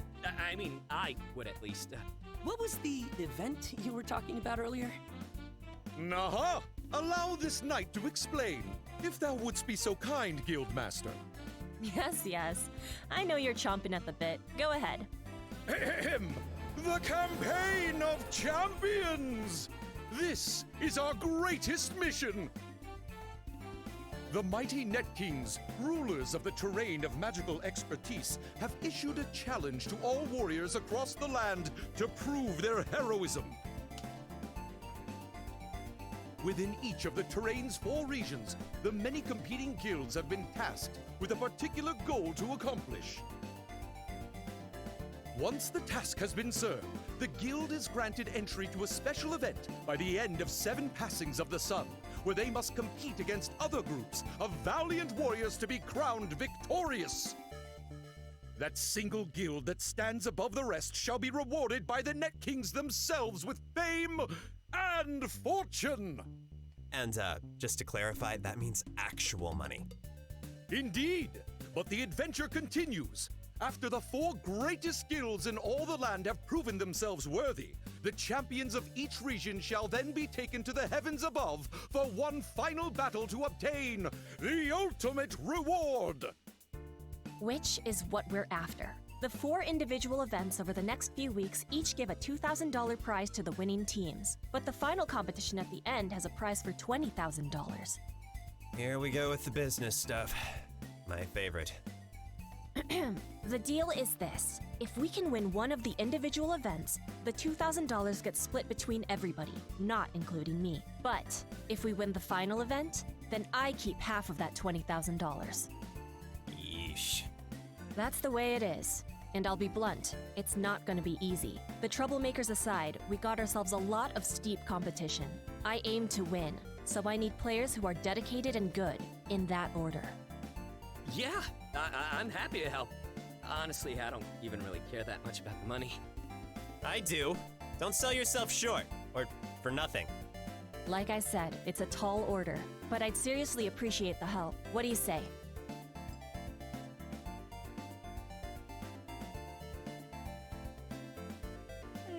I just want to be helpful.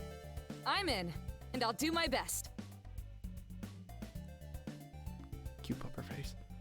Beautiful. Then we're in business. Such enthusiasm!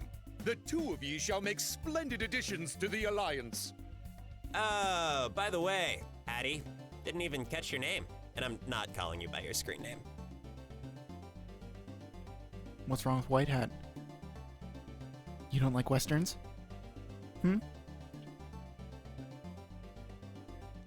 Well, I guess it's better than me called Whitey. And at least I don't sound like this. That's a technical foul. I don't give out my real name online. Sorry. Ooh, so mysterious. That's fine. Everyone's entitled to their privacy. Well, then I'll just stick with Hattie. I like Hattie. And that's basically why your screen name that you pick at the beginning doesn't really matter. I mean, you could name yourself whatever you wanted. Doesn't matter. I mean, after all, gotta give the character one name so that way the script can have, you know, a name that refers to you while being able to fit in with all the spoken dialogue that all the actors have to perform. Then it is settled. I, Nylok, dragon of dubbing terrific titles, hereby dub thee Squire Alpha and Squire Hat. Sweet! Is Squire good? No, this is your life of suffering now. Oh, nonsense! To be a squire to this knight, under the service of our guildmaster, is an honor and a privilege, Squire Kerboffer. Dude, I've told you like 11 times now, it's pronounced Kerboffer. It's like Christopher, except Kirbier. Are you still using that description? Shut it, Squire. All right, well, if you guys are all cool with this, then it's settled. Welcome to the Dandy Alliance. Pleasure to be in league with you. Happy to be a part. Wow. Say you're happy to help and then just say, money is money. Same here. And then there were 5. Excellent! Then, as our forces grow, new friendships blossom and our goals become closer to reality, we shall be victorious!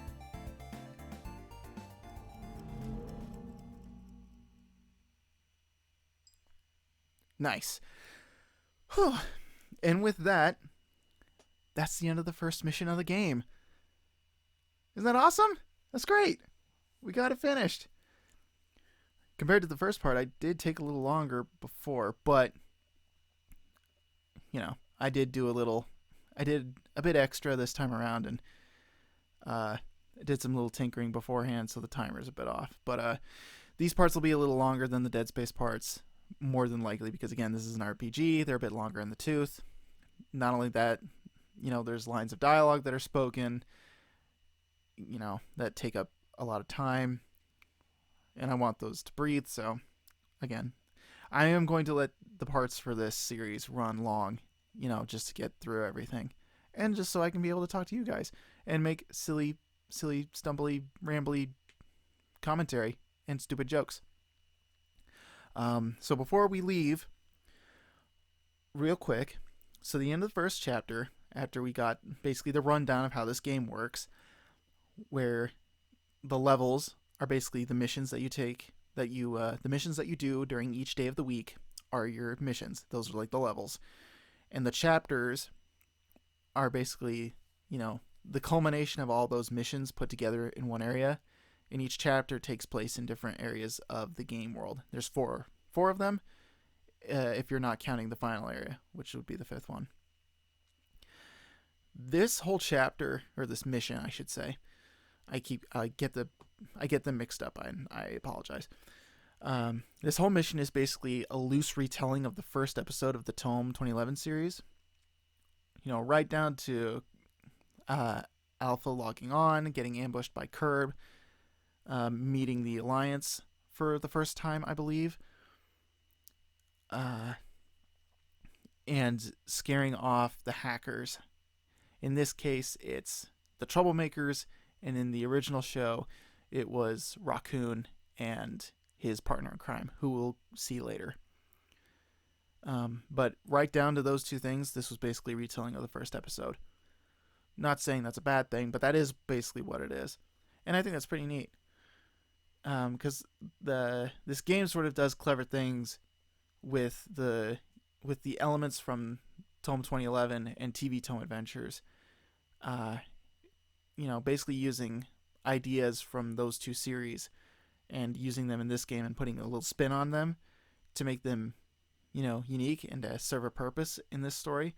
So for me, this game is kind of a culmination of those two series combined into a single piece of media that really is it's just really good. And if I were to be completely honest, while I do like the 2011 Tome series, I think this game edges it out in terms of quality by quite a bit. I wouldn't say a ton. I still think the 2011 series has a lot of merit and deserves to be watched. But this game just has a lot of love and effort put into it. And especially considering the fact that the 2011 series is like 10 years old, like 10 plus years old. It definitely helps that this game sort of has the benefit of being made later, after Chris has had time to sort of develop his skill, as a writer and as an artist and all that. So this game definitely has the added benefit of that. So I'm really excited to get into this game. It is, I really like this game a whole lot, and I can't wait to share it with you guys. So yeah, real quick, I'm going to be dividing up these parts by the missions in the game.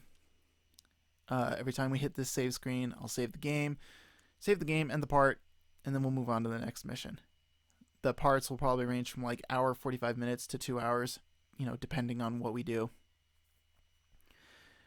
So yeah, that's about it. So thank you guys so very much for watching, and thank you for taking your time to sit down and watch my stuff and to spend some time with little old me as I ramble on and talk about my favorite games and such. So if you want more of this, like, comment, subscribe, share it around, do all that YouTube nonsense. And if you want more from me and want to hear my ramblings outside of the games I play, follow me on Twitter and Instagram. Links will be in the description and all that. So, yeah, I will see you around, and take care. Bye.